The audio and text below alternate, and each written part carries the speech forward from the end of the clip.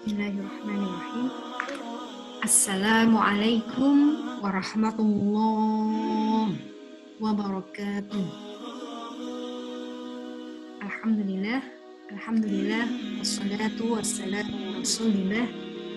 Asyhadu an la ilaha illallah wahdahu la syarika lah wa asyhadu anna Muhammadan abduhu wa rasuluhu la nabiyya ba'dah. Rabbi ishrah li sadri wa yassir li amri wahlul 'uqdatam min lisani yafqahu qawli. Amma ba'd. Alhamdulillah, segala puji bagi Allah Subhanahu wa taala yang masih memperkenankan kita untuk bersama-sama mengkaji sirah nabawiyah yang setiap harinya semoga kita semakin mencintai Nabi kita Nabi Muhammad SAW dan terus semangat untuk meneladani kehidupan beliau. Hari ini kita masih dalam tema Perang Badar Kubro.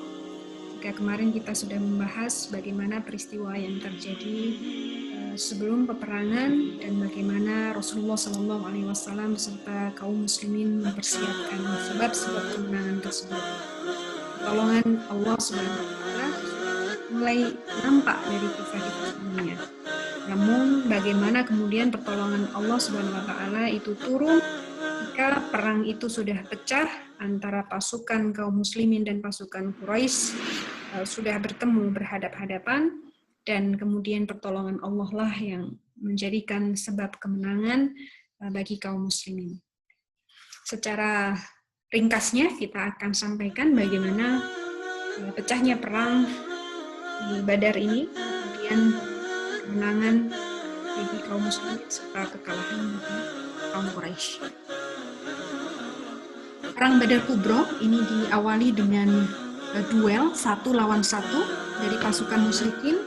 Ada Utbah bin Rabi'ah serta saudaranya yaitu Syaibah bin Rabi'ah, dan juga anaknya Utbah yang bernama Al-Walid bin Utbah.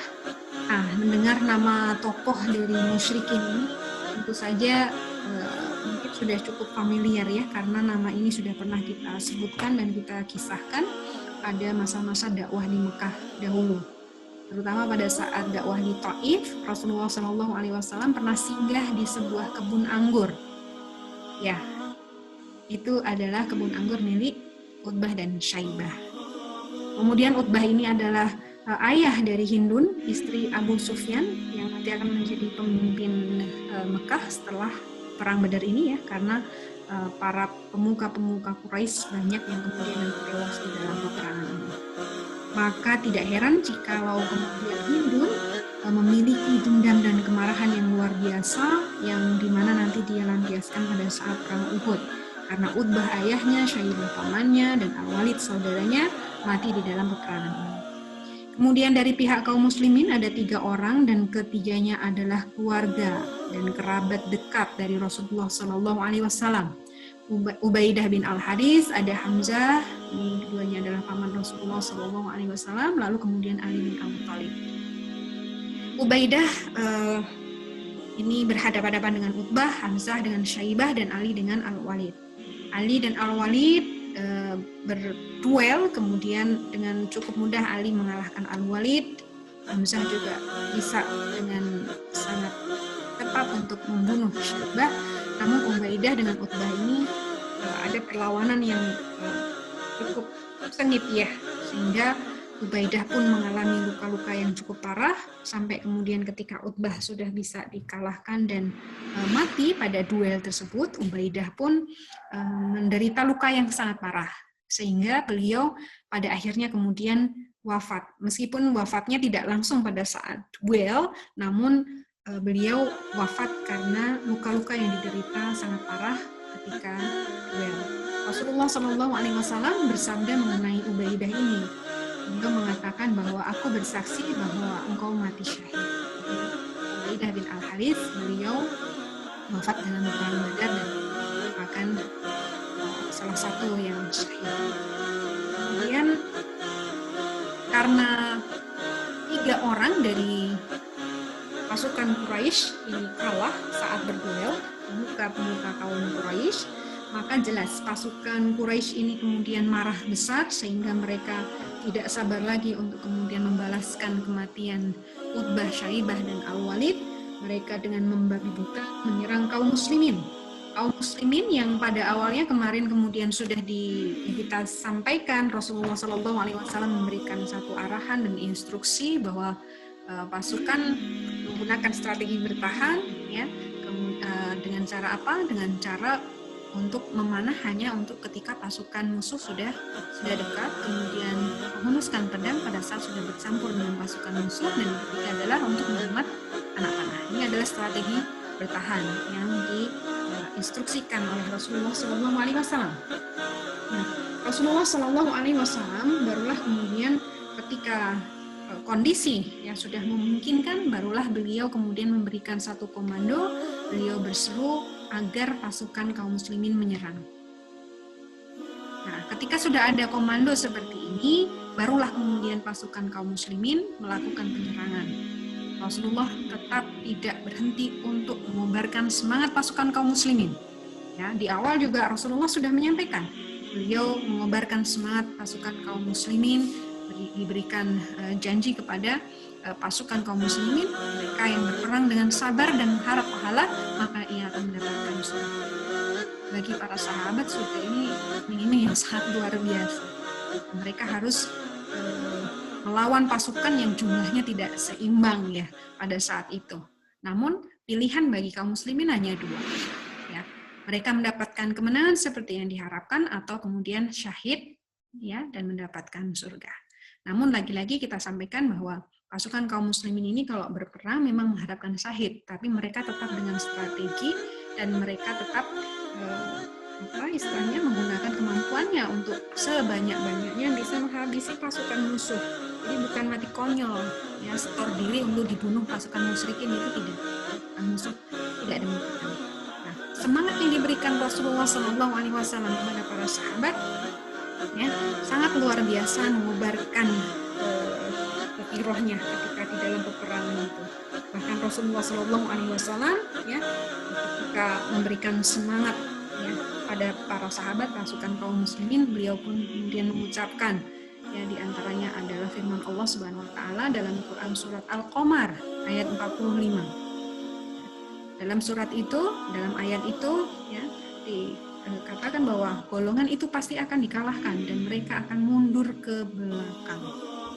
Bisa dibayangkan ketika kemudian ada wahyu, ada ayat, ada firman Allah Subhanahu Wa Taala yang sudah memberikan jaminan, ya, musuh itu pasti kalah. Artinya itu menjadi satu berita gembira, ya, bagi kaum muslimin pada saat peperangan Badar.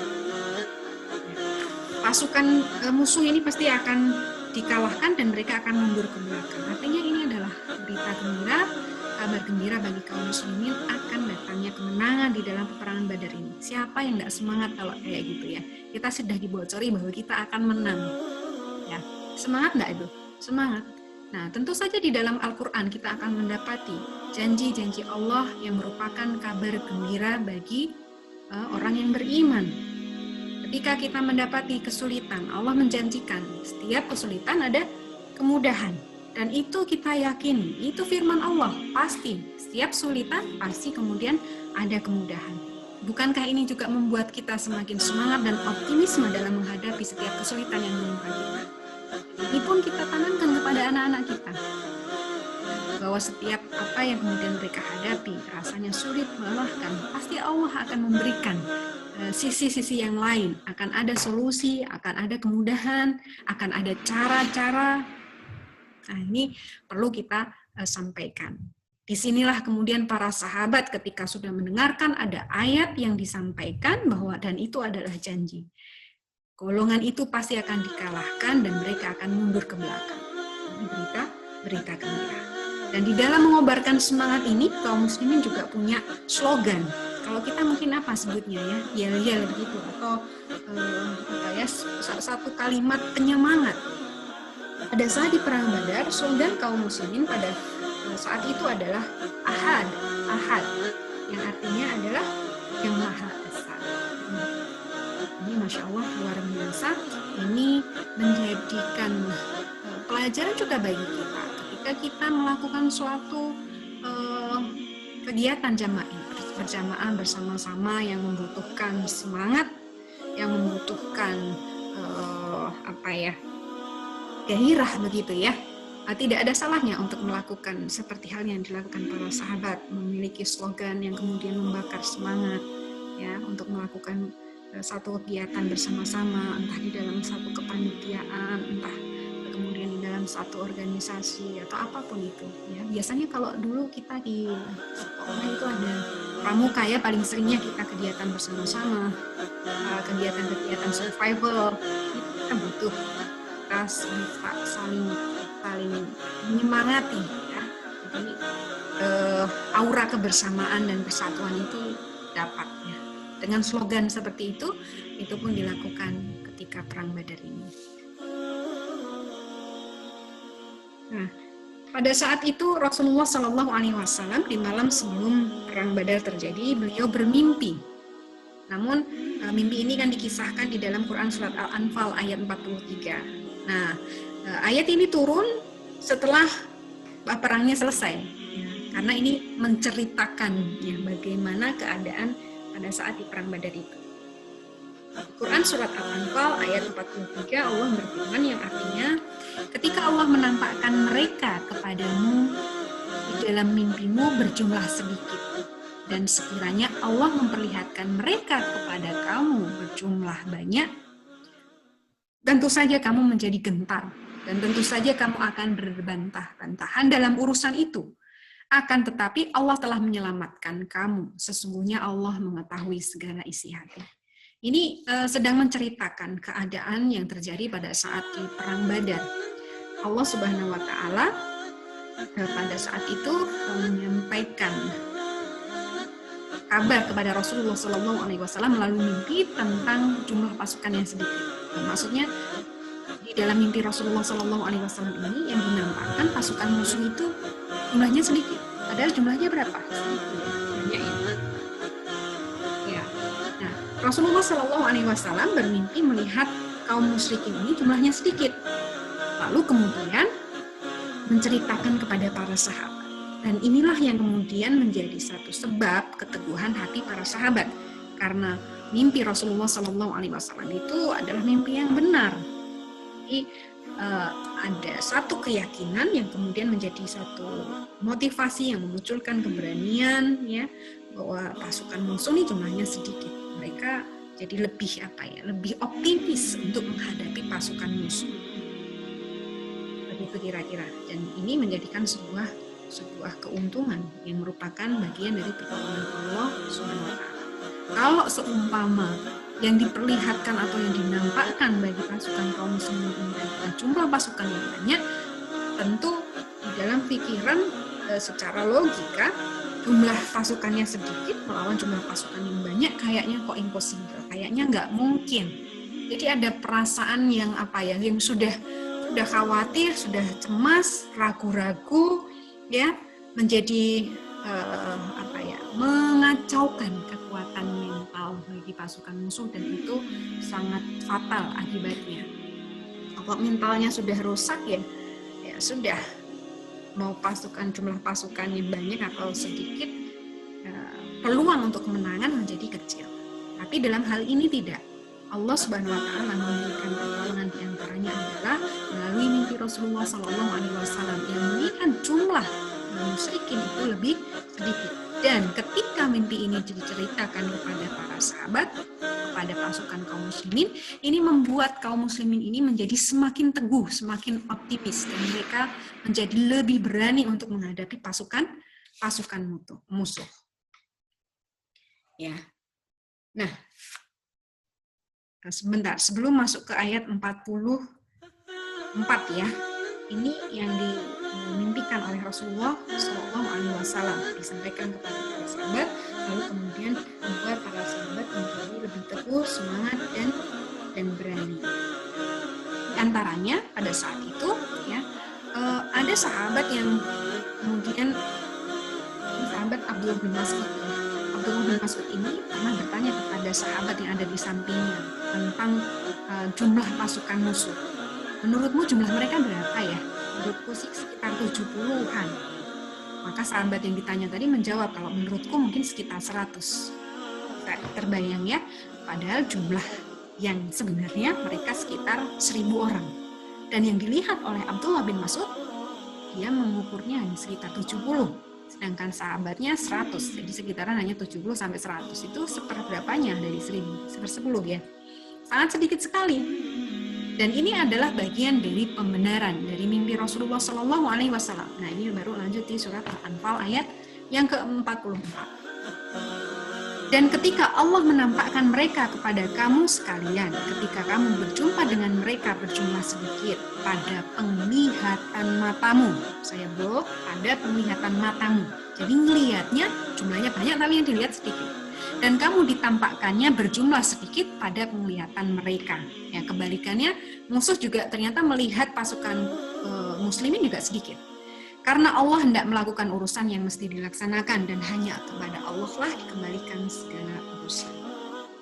Jadi dalam kondisi itu, ya, pembenaran mimpi Rasulullah SAW bahwa yang dinampakkan itu jumlah pasukan musuh sedikit, maka pasukan kaum muslimin merasa kemudian lebih optimis, lebih semangat dan lebih berani untuk menghadapi musuh. Dan ternyata musuh pun juga melihat pasukan muslimin sedikit.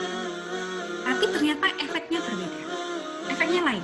Karena kondisinya pasukan kaum muslimin itu kan memang jumlah pasukannya sedikit. Dan menyadari bahwa mereka tidak ada persiapan yang cukup matang di dalam menghadapi pasukan Quraisy.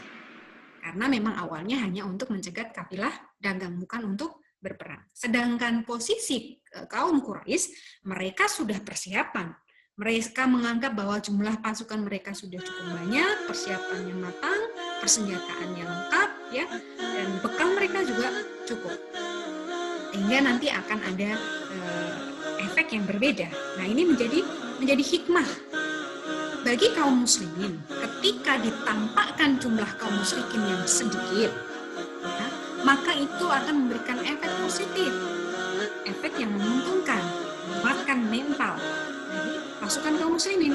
Ternyata itu meneguhkan hati mereka, memberi semangat, menumbuhkan keberanian, dan mencabut rasa takut dari hati. Nah, ini padahal dari pandangan mata ya tadi ya. Sekali lagi, pandangan mata yang Allah buat di mata kaum muslimin, pasukan musyrikin yang jumlahnya 1000 tadi hanya kelihatan sekitar 70 atau 100 orang. Efeknya bagus. Namun di dalam pasukan kaum musyrikin, ketika mereka diperlihatkan dalam pandangan mereka jumlah kaum muslimin itu sedikit, maka efeknya malah buruk bagi mereka. Kenapa? Karena mereka kan merasa sudah memiliki persiapan yang cukup. Mereka memiliki pasukan yang besar.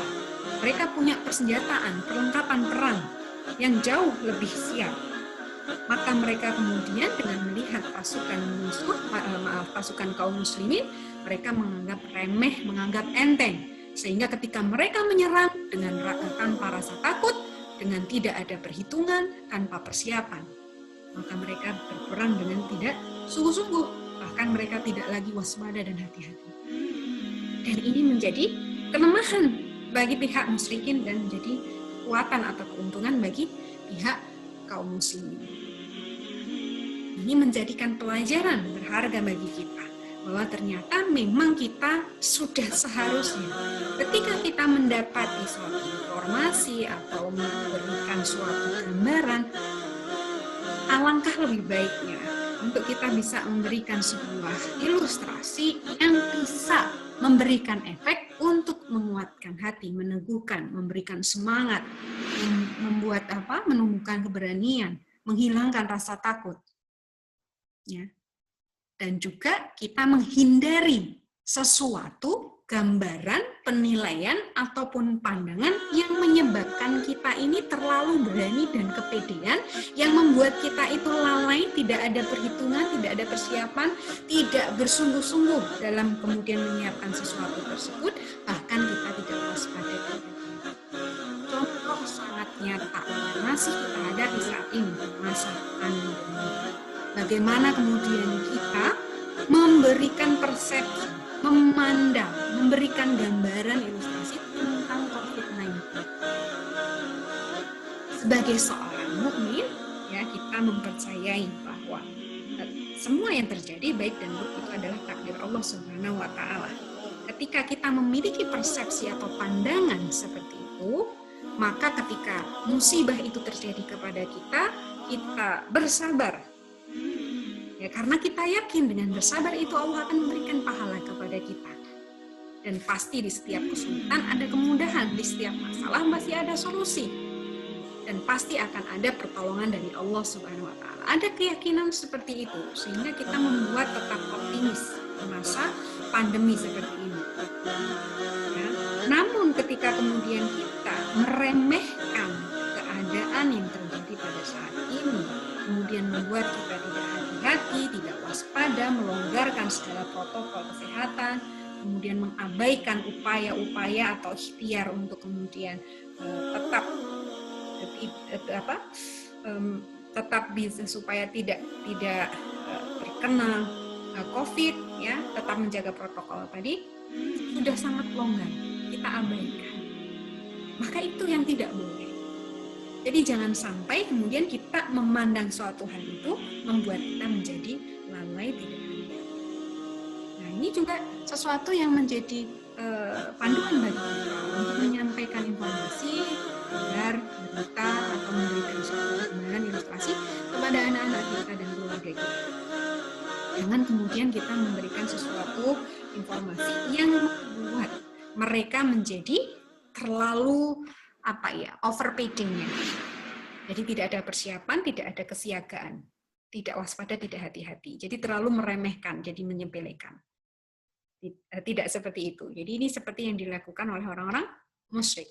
Tapi yang kita lakukan memberikan gambaran supaya tetap hati-hatinya. Namun juga tidak takut berlebihan, tetap optimis, tetap kemudian dengan keyakinan bahwa Allah pasti akan memberikan pertolongan. Dan pertolongan itu tentu kemudian ada sebab-sebab yang kita lakukan. Ya, kita tetap ikuti prosedur sunatullahnya, ya. Kita kalau tidak mau terkena virus, ya berarti kita harus menjaga kesehatan, kita harus menggunakan masker, mencuci tangan, menjaga jarak, dan lain sebagainya. Itu secara teknisnya sebagai bentuk ikhtiar.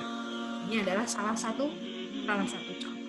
Nah, mungkin bisa diberikan contoh-contoh yang lain.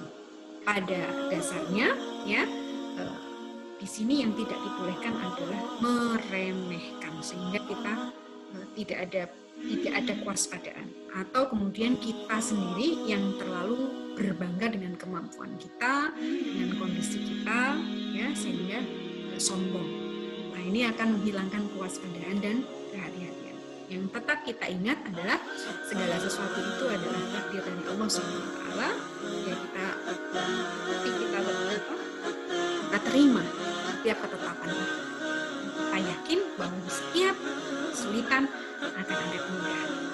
Jika kita ditimpa musibah, kita bersabar dan Allah akan menggantikannya dengan pahala.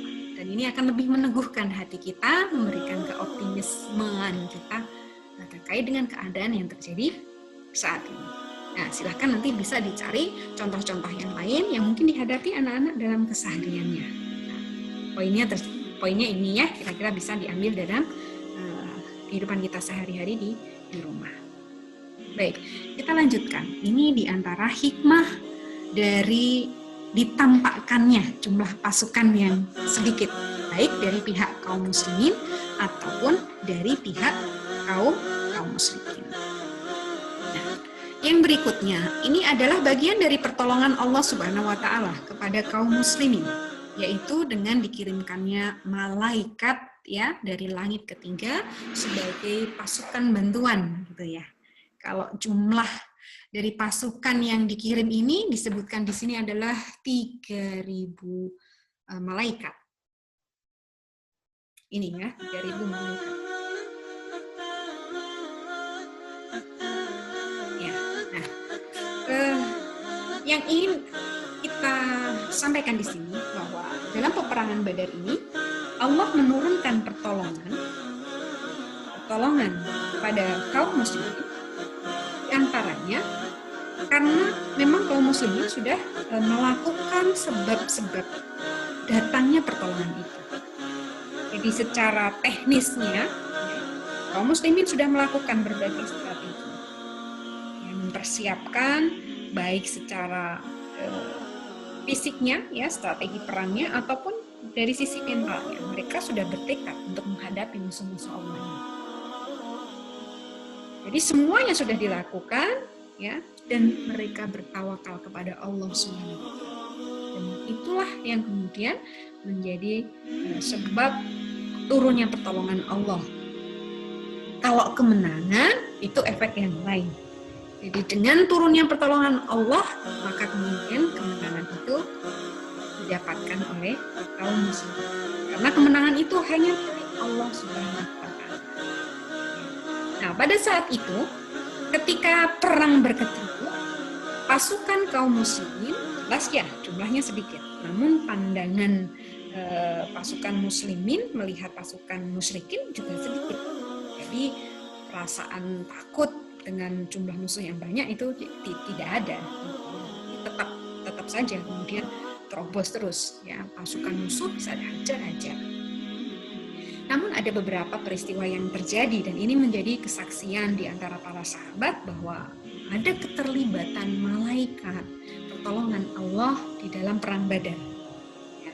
Di antaranya adalah dari Ibnu Abbas. Beliau mengatakan bahwa ketika ada seorang dari kaum muslimin sedang mengintai, mengincar seorang dari musuhnya, yaitu orang-orang musyrik, yang itu sebenarnya sudah ada di depannya, tapi tiba-tiba ada suara yang didengar seperti suara cambuk di atasnya dan suara penunggang kuda yang sedang berseru, majulah Haizom, gitu ya.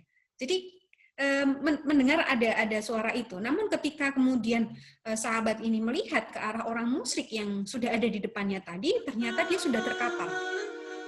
Ketika kemudian dilihat lebih dekat lagi, ternyata ada bekas luka di hidungnya. Wajahnya itu terkoyak seperti kena cambuk sampai kemudian kalau kita mungkin nyebutnya apa ya, jarum gitu ya, jadi menghitam gitu. Nah, peristiwa ini kemudian diceritakan pada Rasulullah SAW.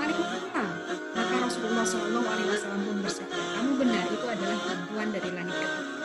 Jadi memang ada peristiwa-peristiwa yang kemudian terjadi dan inilah bukti bahwa ada pertolongan Allah Subhanahu Wa Taala dengan mengirimkan malaikat-malaikat tadi untuk kemudian ikut serta di dalam peperangan.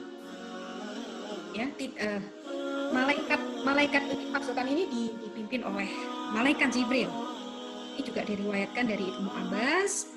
Beliau berkata, sesungguhnya Nabi Muhammad SAW bersabda pada hari perang Badar itu, dia adalah Jibril yang memegang kepala kudanya dan membawa peralatan perang. Jadi malaikat Jibril dengan 3.000 pasukan malaikat turun di medan perang Badar untuk membantu kaum muslimin sebagai bentuk pertolongan Allah Subhanahu wa Ta'ala. Kemudian di dalam kisah yang lain, ya, ini juga menjadi satu bukti bahwa malaikat turun serta di dalam perang Badar. Datang seorang laki-laki, ini adalah laki-laki Ansor yang tidak terlalu mengenal ya orang Muhajirin. Nah, ini beliau menangkap paman Rasulullah SAW sebagai tawanan. Paman Rasulullah ini yang bernama Abbas bin Abdul Muttalib. Ya. Sahabat Ansor ini ya adalah laki-laki yang berhasil membawa Abbas bin Abdul Muttalib. Dia posturnya pendek ya. Nah, pada saat menyerahkan Abbas kepada Rasulullah SAW, dia mengatakan bahwa aku telah berhasil menawan Abbas. Namun pada saat itu Abbas mengatakan kepada Rasulullah, Abbas mengatakan bahwa, wahai Rasulullah, demi Allah bukan orang ini yang menawanku. Ini Abbas yang menceritakan ya. Yang menawanku itu orangnya rambutnya itu botak. Kemudian dia itu orang yang paling tampan.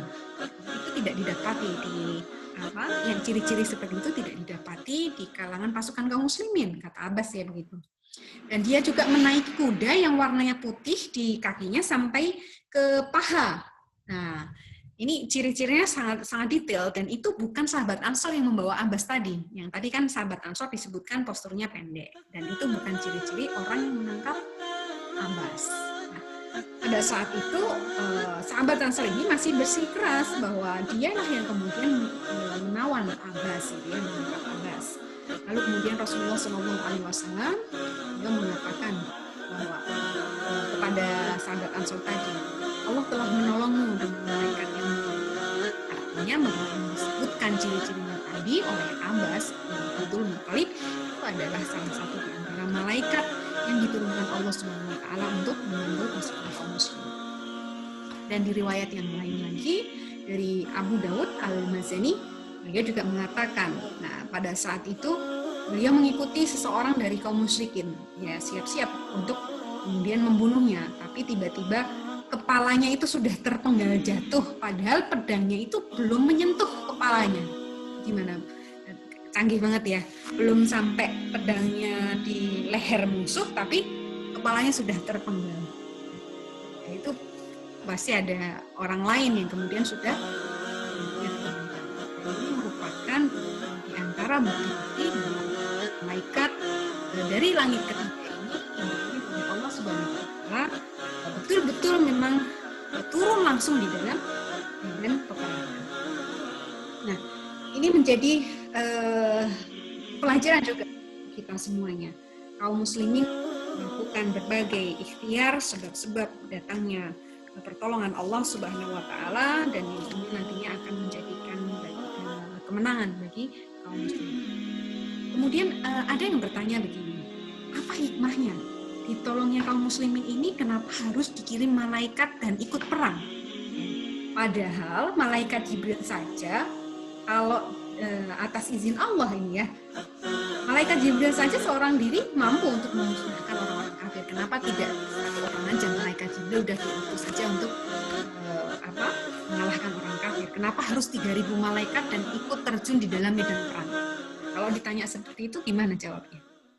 Ya, ini saya nukil ya dari Ustadz Profesor Abdul Karim Zaidan. Ini di dalam buku Dr. Ali Muhammad As-Solabi, ya, khusus untuk peperangan Rasulullah Shallallahu Alaihi Wasallam.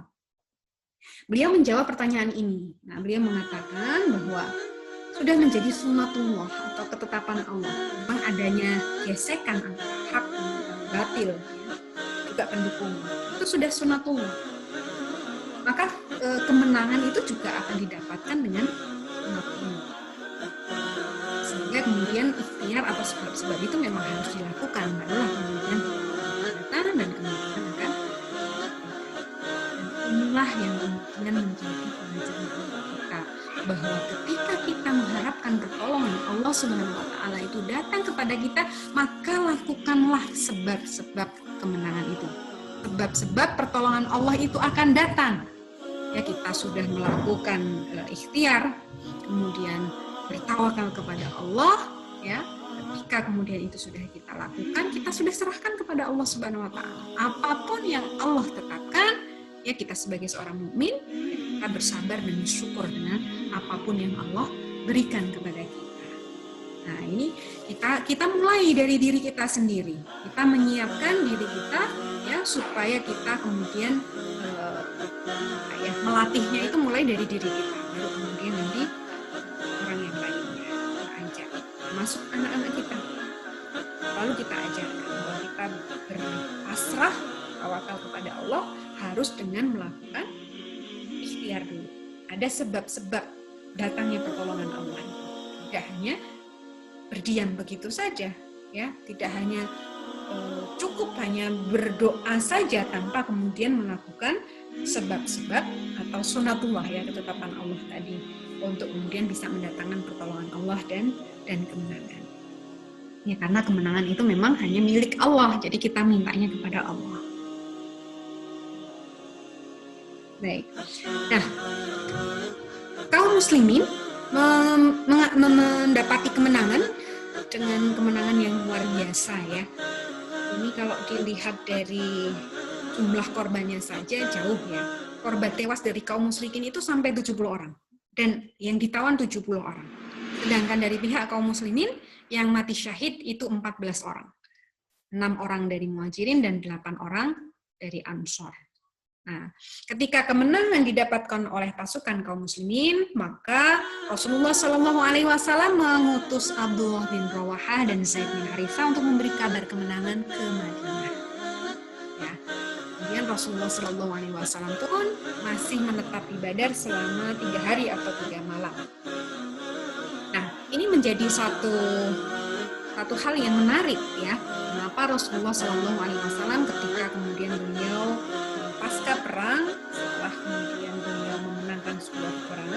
akan tetap stay di lokasi sekitar 3 hari atau 3 malam.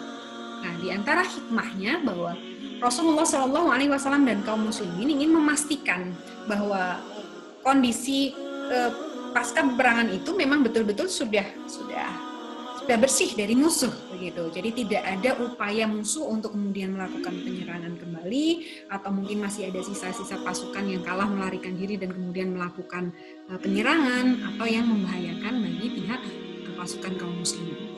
Yang kedua, 3 hari itu juga digunakan untuk memakamkan pasukan kaum muslimin yang syahid dan juga mengumpulkan dan mengamankan ghanimah. Nah, ini adalah sesuatu hal yang istimewa, yang spesial, yang hanya diberikan kepada Nabi Muhammad SAW dan umatnya, yaitu ghanimah. Bagi nabi-nabi terdahulu dan kaumnya tidak ada ghanimah. Jika peperangan terjadi dan mereka mendapatkan kemenangan, harta-harta milik musuh ini nanti akan dikumpulkan jadi satu di satu lapangan terbuka begitu, kemudian nanti dibakar.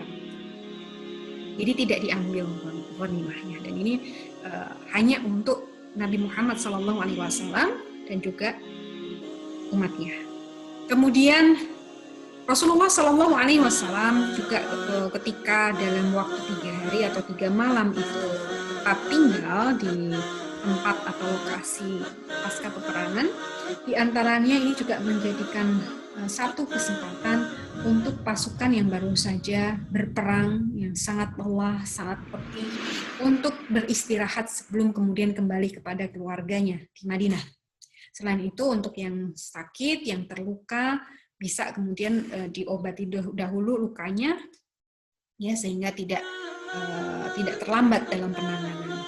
Dan yang sangat penting adalah ketika 3 hari di sana, tentu peristiwa itu masih terbayang dengan sangat jelas bagaimana kondisi peperangan itu terjadi, bagaimana mereka mengalahkan musuh, bagaimana para sahabat di antaranya ada yang syahid. Nah, semuanya masih terekam dengan sangat jelas. Itulah kemudian ya pasukan kaum muslimin ini bisa merenung untuk kemudian mengambil pelajaran dari perang yang sudah dihadapi tadi. Dan ini menjadi sesuatu hal yang penting. Ketika pencapaian-pencapaian yang bagus, mereka akan ingat, dan itu menjadi satu pelajaran dan semangat. Namun kemudian ketika terjadi ada kekeliruan, kesalahan, ya, nah itu juga menjadi pelajaran agar kemudian di kemudian hari tidak diulangi lagi. Nah, ini juga penting bagi kita. Setiap kali kita mengadakan atau melakukan sesuatu apapun itu, yang kecil yang besar, ya, baik skala di keluarga atau di masyarakat atau di dalam organisasi, termasuk dengan anak-anak kita. Jika kita selesai melakukan suatu agenda, berhenti sejenak untuk kemudian kita bisa merenung gitu ya, apa kiranya pelajaran yang bisa kita ambil, ya, termasuk untuk mengevaluasi, ya. Satu diantaranya agar kita lebih bersemangat untuk mengerjakan agenda-agenda berikutnya atau agenda yang serupa, dan 2, untuk kemudian memperbaiki jikalau ada sesuatu yang kurang, bisa kemudian diganti dengan cara yang lain atau kemudian diperbaiki dengan metode yang berbeda dan lain sebagainya. Nah, sama-sama ini ketika kita mengevaluasi seperti itu, nah ini jadi satu momen yang bagus untuk bisa berdiskusi dengan anak-anak. Kita baru saja melakukan satu atau kita baru saja melakukan suatu kegiatan yang bahkan ini kegiatan sehari-hari. Jangan lupa untuk kemudian berdialog dengan anak-anak, lalu kemudian luangkan waktu sebentar untuk berdiskusi kira-kira tadi apa ya yang bisa kita ambil pelajarannya dari setiap peristiwa, bahkan hanya sekedar mengantar anak-anak berangkat ngaji mungkin, ya, atau kemudian anak-anak ada kegiatan outing, ada kunjungan mungkin, ataupun anak-anak sekedar silaturahmi ke rumah saudara. Di situ juga akan ada banyak mungkin ya yang bisa kita gali dengan diskusi bersama anak-anak. Kita berhenti sejenak, meluangkan waktu sejenak untuk kita diskusi supaya kita bisa menggali kira-kira pelajaran apa yang bisa kita ambil, tak menambah semangat dan juga untuk melakukan Lalu yang kelima, hikmah dari menetapnya pasukan kaum muslimin pasca perang ini diantaranya adalah untuk mengubur dan mengenali identitas mayat musuh. Dan ini menjadi satu hal yang sangat penting, karena ketika mengenali identitas mayat-mayat musuh, berarti kaum muslimin bisa berhitung dan menentukan strategi yang akan datang jikalau harus berhadapan-hadapan lagi dengan musuh yang sama. Bagaimana? Ya jelas, ketika kemudian diketahui, oh ketemulah mayatnya Abu Jahal, ketemulah mayatnya Umayyah bin Al-Mughirah, ketemulah mayat siapa lagi. Nah itu di situ kan bisa terdata, oh yang mati tokoh ini, oh yang mati si ini, oh yang mati si ini, oh yang mati si ini. Ketika kita mengenali itu, kita kemudian pasukan kaum muslimin ini bisa menghitung, bisa membuat strategi dan mengukur kekuatan musuh nantinya. Kalau itu semua pemuka-pemuka Quraisy sudah mati, yang tertinggal siapa? Ya, berarti kan kalau Abu Sufyan tidak didapati di Badar mati, berarti dia masih hidup. Abu Sufyan tinggal dengan siapa saja, berarti kaum muslimin masih bisa menghitung kekuatan musuh. Ini menjadi sangat penting. Dan Masya Allah, apa yang dilakukan oleh Rasulullah SAW sebagai seorang panglima perang begitu sangat luar biasa. Tentu mungkin kalau kita yang membahas bukan orang yang berkompeten dalam bidang kemiliteran, mungkin ya hanya cukup wow gitu saja ya. Tetapi kalau kita ini adalah orang yang memang ahli di dalam bidang kemiliteran, tentu akan sangat banyak detail-detail pelajaran yang kemudian bisa diambil. Baik, mudah-mudahan ini apa yang kita sampaikan pada sore hari ini bermanfaat untuk kita semuanya. Saya mohon maaf apabila dalam menyampaikan masih banyak sekali kekurangan, dan apabila ada masukan, kemudian ada pertanyaan, dipersilahkan. Kita terbuka, nanti silakan di grup WhatsApp, kita bisa berdiskusi lebih lanjut. Semoga Allah memberikan kepada kita kemudahan untuk kemudian kita sama-sama terus untuk belajar mendalami sebuah akidah, bukan hanya informasi dan data atau cara yang kita dengar kisahnya, namun akan menjadikan untuk kita sebagai suatu panduan di dalam kehidupan. Jadi kita cukupkan untuk kajian pada hari ini. Semoga kita bisa bertemu lagi di kajian yang akan datang, insya Allah di bulan Desember. Kita tutup dengan hamdalah, istighfar dan doa kepada Allah.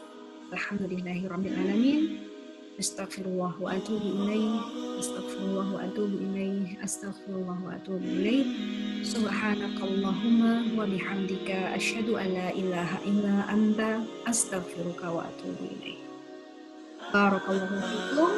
Jazakumullahu khairan katsira. Wassalamualaikum warahmatullahi wabarakatuh.